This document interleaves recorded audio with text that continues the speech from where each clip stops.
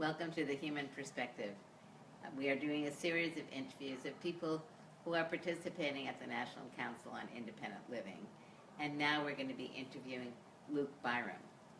Luke is on the Nickel Youth Committee and is from Tacoma, Washington. Welcome, Luke. Thanks for having me. So tell us who you are, and in telling us who you are, tell us about the fun side of you. I like to laugh. Good. And pretty much anyone who meets me knows that I like to laugh and have fun in what I'm doing, and I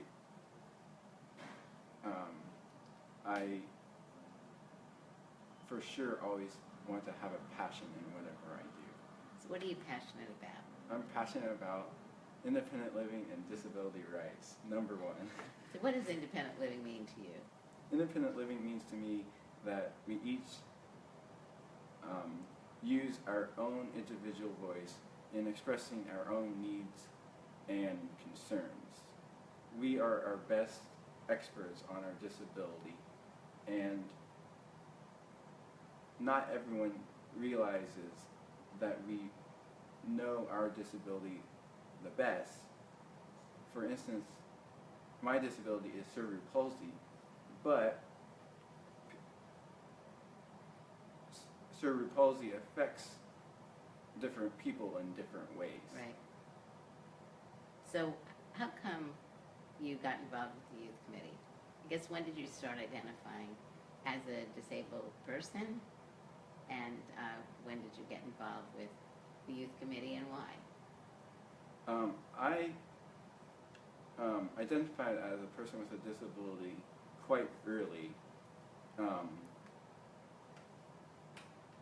For sure in high school, if not earlier. I had an experience where I took some swim lessons, which I'm not very good at swimming, but I took some lessons, and the instructor, I was in need of a kickboard for me to swim, and so the instructor didn't want to give the kickboard to me, and so she tossed it, and so we went to the organization of who put on the swim lessons, and we couldn't really do anything about that situation. They kind of disregarded the concern or whatever, but that's when I really started to learn how to advocate for myself, and I've been doing it ever since through high school and continue to this day. Do you work with other disabled youth? I am involved with our youth group at my center, so I do interact with a lot of different youth. So what are some of the issues that the youth at your CIL are involved with? What are some of the issues that they're trying to address? The majority of our youth still live with their parents at home. Because they're young. Because they are Exactly. young. So basically just trying to, navigate the relationship between themselves and their parents, because that can sometimes be very challenging, because the parents might not recognize that their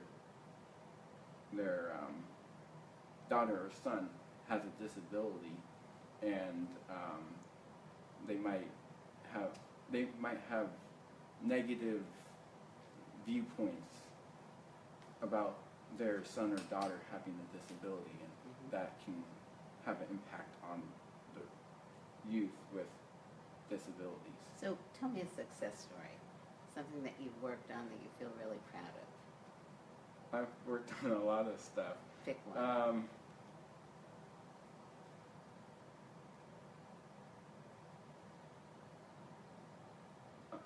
I think one of the best success stories that I think will continue to have an impact as it grows is that last year, for the 2016 election, my center partnered with our county auditor's office, which runs the elections for our county, and put on a completely accessible voters forum. And we have continued that for our primary election, which is in a couple of days, and we hope to continue that into the future. So people with disabilities and voters with disabilities and all people who are able to vote who experience a disability are able to meet the candidates, learn about the different measures that they're able to vote on, and so they are informed voters. And have you registered people to vote? Yes, Is that fun? that's very fun. Mm-hmm. I've been very active in the political scene.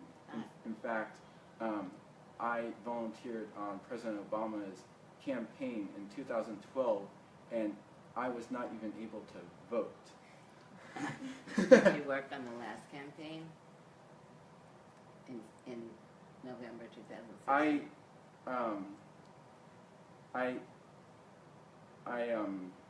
I tried to work on that campaign, but I was in at school, so it was a little challenging. But I tried to help, and I did the voters forum, which was a positive, Big event. to produce. So what are some of your personal goals? My personal goal is to obtain higher education and to become a social worker so I can positively help teach and coach young adults to advocate for themselves. So what's your message to young adults who are watching this today? What do you want to tell them? There are many challenges in the world. For instance, we might not have Medicaid and healthcare, which is absolutely essential Right. to all people with disabilities. And so just continue to advocate. Go contact your congresspeople. They should be listening. If not, kick them out of office by voting. Great. It's good to know. Yeah, hold them. We have to Be hold sure them. to hold them accountable. Exactly. What do you do for fun? I'm not really Are sure. you a sports person? Do you like to go to the movies? Do you like to? What do you like to do?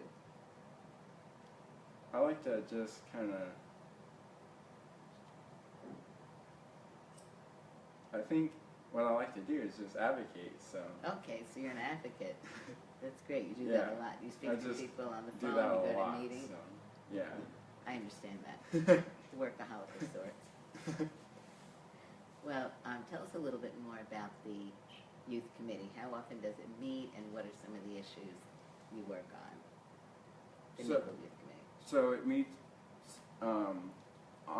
we have monthly phone calls where we work on different issues, and then for the Nickel Conference, which is happening right now, we have a social gathering where we are able to just converse and meet one another, especially the new youth members that come on board, and we have an in-person meeting. Some of the issues that we have focused on is a sex education toolkit, a disability pride toolkit, and we have planned a disability history Twitter chat. How'd that go? It was pretty successful. Good. Can people see it if we post it? Yeah, it's on Twitter, but I don't recall the hashtag. Yeah, well, we can get so, that later. Yeah. So, tell us something that happened maybe in high school where you had to advocate for yourself. I had to advocate for myself all the time in high school. There was one experience with one particular teacher who taught American Sign Language, and this teacher had a disability herself, and so she completely refused to follow my individual education plan, or IEP, and I am a no-nonsense advocate. I either work with you or I assert my rights, and so I filed a complaint with the Office of Superintendent of Public Instruction for my state, and in doing so, the school district filed a complaint against the teacher, and Wow. I had to, and the teacher had a teachers union attorney, and then the school district had their attorney. I had to sit through like an all-day deposition that started at 9 a.m. Wow. and went till like I think 3:30. Both the attorneys asked me every question in that they could possibly think of, and it just went forever. And before I even filed a complaint, I tried to work with the school and with the teacher in a multitude of meetings to resolve the issue, but it just didn't work out. And so it took like probably over a year, but eventually the teacher got fired, which is extremely hard, and that doesn't really happen very often. Right. So, Well, thank you very much for being with us, and I appreciate the work that you're doing. And I'd like to thank our audience for listening and learning from Luke. He's going to be doing a lot of great things over the course of his life as he continues to work on advocacy with youth and then with adults. Good luck in school, thank you. and thank you all for watching.